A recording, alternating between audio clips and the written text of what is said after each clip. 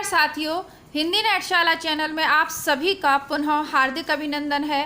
हम पढ़ रहे हैं हिंदी साहित्य एवं संवेदना का विकास पुस्तक, जिसके लेखक हैं रामस्वरूप चतुर्वेदी जी।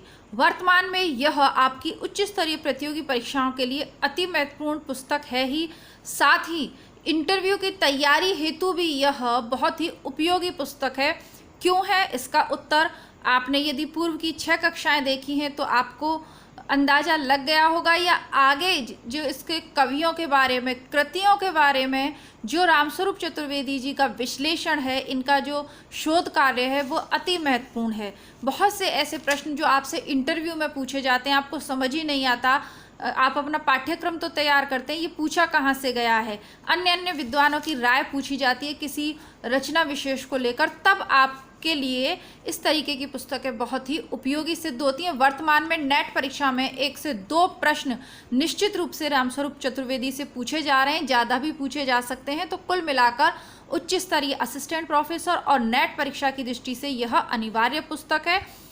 आइए आज के कक्षा को प्रारंभ करेंगे पृथ्वीराज रासो से। पृथ्वीराज रासो के विषय में रामस्वरूप चतुर्वेदी जी क्या सोचते हैं, इससे प्रारंभ करके अन्य अन्य जो रचनाएं हैं उनकी जानकारी प्राप्त करेंगे। मतलब रामस्वरूप चतुर्वेदी जी का दृष्टिकोण उन रचनाओं के विषय में क्या है। शुक्ल को पढ़ लिया, हजारी प्रसाद द्विवेदी का भी देख लिया, सबके विश्लेषण और विचारों को प्रकट करते हुए, सबके विश्लेषण और विचारों को साथ में रखते हुए फिर रामस्वरूप चतुर्वेदी जी अपना विचार रखते हैं, प्रस्तुत करते हैं। तो इस पुस्तक के माध्यम से बाकी जो अन्य पुस्तकें हैं उनकी भी बेहतरीन जानकारी हमें मिल जाती है। पृथ्वीराज रासो हिंदी की अपनी महाकाव्य परंपरा की बड़ी उपयुक्त प्रस्तावना है।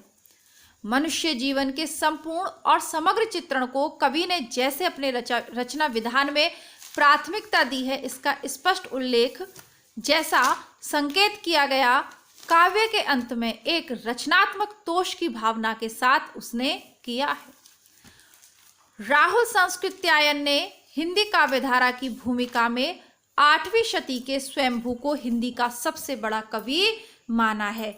आप लिख लीजिए, वैसे लिखने की जरूरत नहीं, आप सब जानते होंगे, फिर भी लिखना चाहें तो लिख लीजिए। राहुल सांस्कृत्यायन ने स्वयंभू को 8वीं सदी जिनका समय हिंदी का सबसे बड़ा कवि माना है। सब जानते हैं हिंदी का प्रथम कवि स्वयंभू को किसने माना है? राहुल सांस्कृत्यायन ने। हमारे इसी युग में नई हिंदी कविता के 5 युगों, सिद्ध सामंत युग, सूफी युग, भक्त युग, दरबारी युग और नवजागरण युग के जितने कवियों को हमने यहाँ संग्रहित किया है, उनमें यह निसंकोच कहा जा सकता है कि स्वयंभू सबसे बड़ा कवि था। तो ये जो पंक्ति है ये ये राहुल सांस्कृत्यायन जी की है।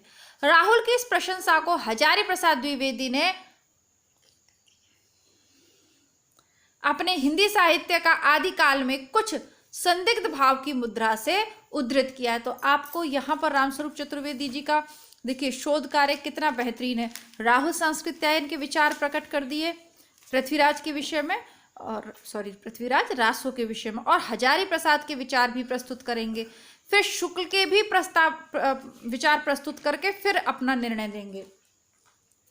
यहाँ प्रश्न यह नहीं है, अच्छा इसको एक पढ़ाने का मैं अब शुरू करूँगी, ये भी कारण है कि आपको बहुत ज़्यादा पुस्तकें नहीं पढ़नी पड़ेंगी, है ना। एक इस पुस्तक को अगर ध्यान से समझ लिया, पढ़ लिया, तो कई पुस्तकों की पूर्ति हो जाएगी। मोटी बात यह है कि जहाँ से प्रश्न पूछे जाते हैं, यूँ तो हर राइटर की पुस्तक महत्वपूर्ण है, लेकिन कम समय में आप इतने सारे राइटर्स को नहीं पढ़ सकते। तो एक ऐसी अच्छी पुस्तक जिसके मतलब जितनी प्रशंसा की जाए रामस्वरूप चतुर्वेदी जी की, वाकई मतलब बहुत बेहतरीन काम इन्होंने आधुनिक काल में किया है संवेदना का विकास लिखकर, है ना। और इसका पूरा श्रेय इनको जाता है। देखिए हम तो केवल पढ़कर सुना सकते हैं, लेकिन इनकी मेहनत देखिए, इन्होंने इतना अच्छा कार्य किया है कि हम भी स्वयं को मतलब अच्छा सा हिंदी साहित्य का विद्यार्थी होने के नाते स्वयं को गौरवान्वित सा महसूस करते हैं कि देखिए कितने ये विद्वान लोग हैं। और जब इनके इस अथक परिश्रम को देखते हैं तो लगता है कि हमें तो कुछ भी नहीं आता। जो थोड़ा बहुत कहीं से ऐसा लगता है ना कि ये चीज़ हमें आती है, तो वो जो अहंकार का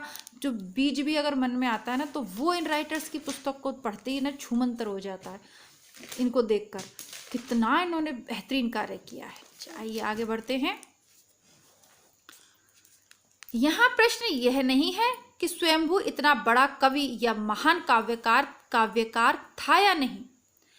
प्रश्न यह है कि उसे हिंदी का रचनाकार माना जाए या कि अपभ्रंश का। परसर्गों के उदय की जो एक छोटी कसौटी हमने हिंदी की पहचान के लिए रखी है, उस पर स्वयंभू की काव्य भाषा अपभ्रंश ठहरती है, हिंदी नहीं। हिंदी का चरित्र पहली बार ही बड़े मोहक रूप में भाषा और संवेदना दोनों स्तरों पर पृथ्वीराज रासो में निखर कर आया है। काव्य प्रक्रिया यहाँ पूरी तरह निष्पन्न हुई है। आरंभिक रचना होते हुए भी उसके पक्ष में किसी तरह की सफाई की अपेक्षा नहीं। तो यहाँ क्या कह रहे हैं, यहाँ आपको ये समझा रहे हैं कि जैसे आपसे पूछा जाता है ना, बहुत से लोग मानते हैं, बहुत से विद्वान राहुल संस्कृत्यायन उनमें मुख्य हैं, पर बहुत से विद्वान कहते हैं कि स्वयंभू को हिंदी का पहला कवि माना जाना चाहिए। लेकिन ये कहते हैं कि वो हिंदी का पहला कवि कैसे हो सकते हैं, क्योंकि हिंदी भाषा का प्रारंभ हम कहाँ से मानते हैं, जहाँ से परसर्गों का प्रयोग, कारक चिन्हों का प्रयोग प्रारंभ हुआ है। तो उस स्तर पर उनकी जो स्वयंभू की जो रचना है वो नहीं ठहरती, क्योंकि परसर्गों का प्रयोग उसमें हुआ नहीं है, अतः वो अपभ्रंश की रचना ही मानी जाएगी। आगे कहते हैं, पृथ्वीराज रासो का विधान ऐसा है कि ठीक व्यास और वाल्मीकि की तरह चंद विद्या अपने प्रबंध का रचयिता भी है और उसका एक चरित्र भी। जैसे वाल्मीकि रामायण में वाल्मीकि कैरेक्टर है, कहाँ जब लवकुश सीता जब गर्भवती होती है तो उन वाल्मीकि के आश्रम में शरण मिलती है। उसी प्रकार महाभारत लिखने वाले व्यास जी भी उसके एक कैरेक्टर है, प्रारंभ भी वहीं से होता है। इसी प्रकार जो चंद्रवरदाई है वह भी उसका एक कैरेक्टर है, किसका, पृथ्वीराज रासो का। एलियट ने आधुनिक काल में भोक्ता और रचयिता के अलगाव को एक शर्त माना है रचना की श्रेष्ठता के लिए, पर भारतीय परंपरा के ये तीनों महाकवि सजग रूप से अपने को भोक्ता और रचयिता की संपृक्त भूमिका में देखते हैं। एलियट ने क्या किया, एलियट ने कहा है कि जिसने भोगा है ना वो अच्छा फिर उसका लेखक नहीं हो सकता, क्योंकि वो कहीं ना कहीं अपने को श्रेष्ठ दिखाएगा या रचना में किसी एक पक्ष को अधिक महत्व दे सकता है। पर भारतीय परंपरा के ये तीनों महाकवि सजग रूप से अपने को भोक्ता और रचयिता की संपृक्त भूमिका में रखते हैं। क्या यह भी भारतीय मानस के उस द्वैत और अद्वैत की क्रिया प्रतिक्रिया का अत्यंत सूक्ष्म उदाहरण नहीं, जिसकी ओर इस अध्ययन के एकदम आरंभ में संकेत किया गया है। यानी आप जो पहली दूसरी क्लास देखिएगा, क्योंकि अब मैं पुनः उस पर लौटूंगी तो बहुत समय लगेगा आपको, इस पुस्तक को बीच में से तो आप पढ़ नहीं सकते, तो आप शुरू की जो एक दो कक्षाएं उसमें अद्वैत वाली बात मैंने स्पष्ट की है, आप वहां देखिएगा। यहाँ तथ्य के स्तर पर यह जानना महत्वपूर्ण नहीं कि व्यास, वाल्मीकि और चंद्र अपने द्वारा वर्णित घटनाक्रम के समकालीन थे भी या नहीं, या कि वे सचमुच कौन थे। महत्वपूर्ण यह है कि रचना विधान में वे कवि और कथा चरित्र की संपृक्त भूमिका में उतरते हैं और आमने सामने के समानांतर दर्पण की तरह अर्थ की अंतहीन छवियां उपजाते हैं। भोक्ता और रचयिता के अंतर्भाव में वे दृष्टा हो जाते हैं। बहुत कुछ इसी रूप में महाकाव्य की निष्पत्ति होती है, सुखांत और दुखांत की विलक्षण संधि रेखा पर। नेत्र विहीन पृथ्वीराज के शब्द भेदी वाण से गौरी की मृत्यु होती है, साथ ही पृथ्वीराज के जीवन का भी अंत हो जाता है। दुख और सुख के इस द्वंद्व को जो लेखक जितने बड़े पैमाने पर उठाता है, वह जीवन को उतनी ही समग्रता में अंकित कर पाता है। समग्रता का एहसास सूची क्रम के विस्तार में वैसा नहीं होता जितना सांकेतिक चुनाव या उससे भी अधिक द्वंद्वों के समाहार अथवा विरुद्धों के सामंजस्य में होता है। द्वंद्व की इस विराट परिकल्पना में पूरी रचना का विधान बनता है और वहां रचनाकार अपने चरित्रों को की व्यापक नियति अर्थात भाग्य को स्वयं संवारता है। उसकी सृष्टि तभी पूर्ण होगी जब वह हर क्रिया सही प्रतिक्रिया दिखा सकेगा और हर कर्म को उसके फल से जोड़ सकेगा। पुराने बड़े काव्य रूपों महाकाव्य और नाटक का विधान पूर्व और पश्चिम दोनों ही परंपराओं में इसी आधार पर विकसित होता है। स्थापत्य में मेहराब जैसे दो कमजोर टुकड़ों के एक दूसरे को सहारने से बनती है बड़ी और भव्य रचना। बड़ी और भव्य रचना में भी कवि दो टुकड़ों को, आप उन्हें क्रिया प्रतिक्रिया कहें, कर्म और फल कहें, इसी प्रकार साधता है। तो इसको आप हाईलाइट कर लीजिए, आपसे पूछा जा सकता है। स्थापत्य में मेहराब जैसे, है ना, तो इसको आप जो भी लिखें इंपॉर्टेंट पंक्तियां जो भी करके इस तरीके की पूछी जाती हैं।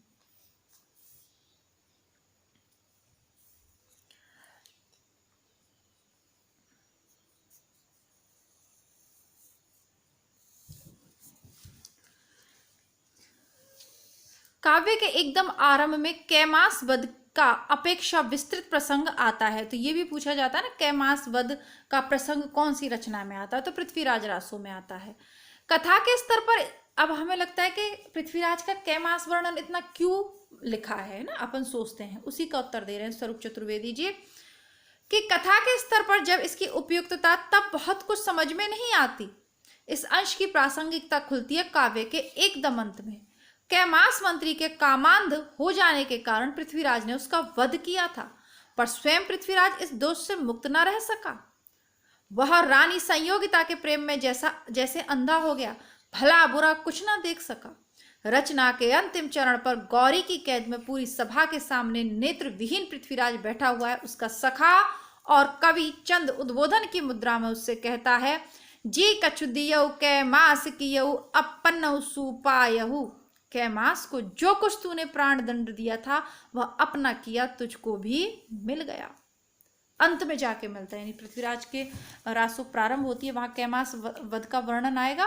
फिर ये हम सोचते हैं इतना विराट वर्णन क्यों किया, अंत में जाकर वो ये पंक्ति कह देता है जो वो गौरी की सभा में, जैसा तूने कैमास के साथ किया वैसा मिल भी गया। हमारे साथ क्या है कि एक तो हमारा इतिहास बहुत गलत तरीके से हमें पढ़ाया गया है ना। मुगलों की इतनी प्रशंसा कर दी गई, और जो उस समय के राजा ऐसे भी थे जिन्होंने मुगलों की अधीनता स्वीकार नहीं की, उनका वर्णन नहीं मिलता, राष्ट्रीय स्तर की पुस्तकों में नहीं मिलता। ये राजस्थान जीके में राजस्थान के उसमें पढ़ा दो तो है, या थोड़ा बहुत महाराणा प्रताप का आपको मिल जाएगा। बाकी अधिकांश राजस्थानी जो वीर थे और ऐसे रजवाड़े थे, ऐसे वंश थे भारतवर्ष के, ऐसी तमाम रानियां, बहादुर सैनिक और राजा रहे, उनका वर्णन नहीं मिलता। उसी प्रकार कुछ जो वर्णन है वो इस तरीके का, जैसे पृथ्वीराज रासो का वर्णन आया तो उसमें पृथ्वीराज रासो और संयोगिता को ऐसे दिखा दिया कि जैसे पता नहीं यही एकमात्र इसकी रानी है, या जबकि देखे ना पूरी पिक्चर में तो उस तखत का दावेदार, जो अजमेर का तखत का दावेदार, उसको जयचंद इसका जो पिता है वो भी अपने आप को दावेदार मानता। तो इनके पारस्परिक संबंध निकलेंगे अगर आप ठीक से पृथ्वीराज और संयोगिता की वंशावली देखेंगे ढंग से, तो इनका विवाह उस तरीके से पता नहीं संभव था भी या नहीं। लेकिन इसको लिखता है, अब यही एक अच्छे कवि की विशेषता है, ऊपर ही ये दिखा चुके हैं कि कहीं भी पार्शियलिटी वाला भाव नहीं है कि मतलब मैं पृथ्वीराज रासो लिख रहा हूँ तो पृथ्वीराज की अच्छी बातें ही दिखाऊंगा, ऐसा चंद्रवरदाई ने नहीं किया, इसीलिए ये श्रेष्ठ है। यहाँ दो टुकड़े परस्पर मिल गए और रचना की मेहराब पूरी हो गई, जिस पर इतना विशाल कथा काव्य आधारित है। यहाँ नैतिक औचित्य जितना कलात्मक औचित्य उससे कहीं अधिक है। फिर नैतिक औचित्य का एक और संतुलन कवि बनाता है देने और पाने के बीच। देने और पाने के बीच पिछले प्रसंग में अनुक्रम में ही चंद की मार्मिक उक्ति है, क्या दीन मान दिन पाइए, दिए हुए के बराबर ही दिन में मिलता है। कई शताब्दी के बाद अंग्रेजी कवि की पंक्ति याद आती है, O lady we receive what we give. भद्रे, हम महज उतना ही पाते हैं जितना देते हैं। लगता है कि कवि सीधे नियति को संबोधित कर रहा हो, और काव्य की नियति की रचना स्वयं कवि करता है। काव्य की नियति क्या होगी ये तो कवि के हाथ में है। रासो या रासव नाम से प्रचलित रचनाओं के बारे में एक भ्रम यह रहा कि वे प्रधानतः वीर रस के काव्य हैं, जैसा संकेत किया गया। वे इतिहास या ऐतिहासिकता की पटभूमि पर शौर्य और श्रृंगार की मिलीजुली गाथाएं हैं। इसी अर्थ में रास मूलतः रस कथा है। ध्यान रखिएगा, कल की कक्षा में भी मैंने समझाया, पुनः आप इसको चाहे तो रजिस्टर पे नोट डाउन कर लीजिए। राम स्वरूप चतुर्वेदी रासव का अर्थ रस मानते हैं। वीसलदेव रासो इस दृष्टि से उतना रासो काव्य है जितना पृथ्वीराज रासो रस की दृष्टि से है ना। अब ये तीसरी रचना हमने वीसलदेव रासो पे पढ़ रहे हैं हम। जितना पृथ्वी पुरुष का कर्म क्षेत्र में असंयम जीवन में कैसी विषमताएं उत्पन्न करता है, इसका चित्रण पृथ्वीराज रासो का उपजीव्य है। पृथ्वीराज की वीरता चमत्कृत करती है तो विलासिता उतनी ही संकुचित करती है। वीसलदेव रास रासो या रासो में नारी की वाणी संबंधी असंयम का चित्रण है। नाल कवि कहता है, दव का दाधा हो कूपल ले, जीव का दाधा ना पाल हवई। दावाग्नि का जला वृक्ष नवीन पत्ते लेता है, दावाग्नि होती है जंगल की अग्नि, उसमें अगर कोई पेड़ जल जाए तो वो नवीन पत्ते ले लेता है, किंतु जीवा का जला मनुष्य पल्लवित होता है, यानी वो कड़वी जो बात उसकी, जिससे उसका दिल जल गया उसको वो कभी नहीं भूलता। गर्वोन्मत्त राजा का अपनी रानियों या बेटियों से पूछना कि उसके समान ऐश्वर्य किसी और के पास भी है, और अनुकूल उत्तर न मिलने पर उसका प्रतिकार, यह एक लोक अभिप्राय है जो कुछ उल्टे रूप में यहाँ आता है। सामान्यतः तो ऐसी स्थिति में राजा उस रानी या बेटी को निर्वासित कर देता है जिससे मनवांछित उत्तर प्राप्त नहीं होता, पर वीसलदेव अपनी पत्नी राजमती से रूठकर स्वयं निर्वासन ले लेता है। और एक प्रश्न नेट में पूछा गया था कि वो निर्वासित होकर कहाँ चला जाता है वीसलदेव रासो, यहाँ नहीं दिया है, शुक्ल की बुक में दिया, उड़ीसा चला जाता है। राजमती का यह विरह काव्य का प्रमुख उपजीव्य, राजमती का यह विरह काव्य का प्रमुख उपजीव्य बनता है। उपजीव्य होता है जिस पर काव्य आधारित होता है। तो इसकी नायिका कौन है? वीसलदेव रासो की राजमती। वीसलदेव रासो का कवि कौन है? नाल कवि की रचना है, ठीक है। और इसका मुख्य उपजीव्य क्या बनता है? राजमती का विरह। अंततः रानी के द्वारा एक दूत भेजे जाने पर राजा वापस आता है और दोनों का पुनर्मिलन होता है। ये हो गई वीसलदेव रासो की बात। पृथ्वीराज रासो की बात भी हो गई। अब देखिए आगे क्या कह रहे हैं। आगे ये बात करेंगे आदिकाल के धार्मिक साहित्य के विषय में। तो ये एक नया टॉपिक रहेगा और आज की आपकी थोड़ी सी 15-16 मिनट की क्लास हो गई है, तो इतना ही ठीक है। और थोड़ा सा आप चाहें, अगर बड़ी कक्षा चाहें, इससे भी बड़ी क्लास आप पढ़ना चाहें इसकी रामस्वरूप चतुर्वेदी की, तो आप कमेंट बॉक्स में लिखिएगा।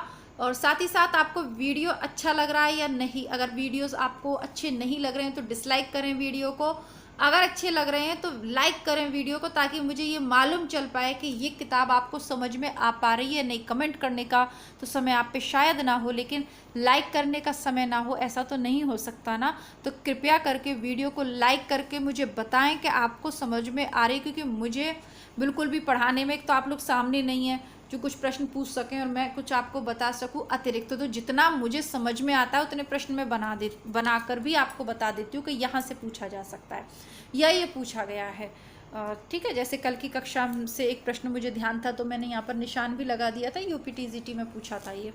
तो इस तरीके से आप लोग कृपया लाइक या कमेंट के माध्यम से अपनी राय मुझ तक ज़रूर पहुँचाएँ, ये बहुत ज़रूरी है। इस तरीके की जो किताबें हैं अच्छी खासी, देखिए ऐसा तो है नहीं कि कोई छोटी मोटी सी पतली सी किताब हो, अच्छी खासी ये किताब है। अगर इसको पढ़ाने का एक जिम्मा मैंने आपको लिया है कि इसे आपके समक्ष प्रस्तुत करूँगी, तो थोड़ा सा मेहनत आप भी करें और कृपया करके मुझे अपनी राय ज़रूर बताएं। नमस्कार, धन्यवाद। मिलती हूँ आपसे प्रैक्टिस सेट के साथ, तब तक के लिए जय हिंद।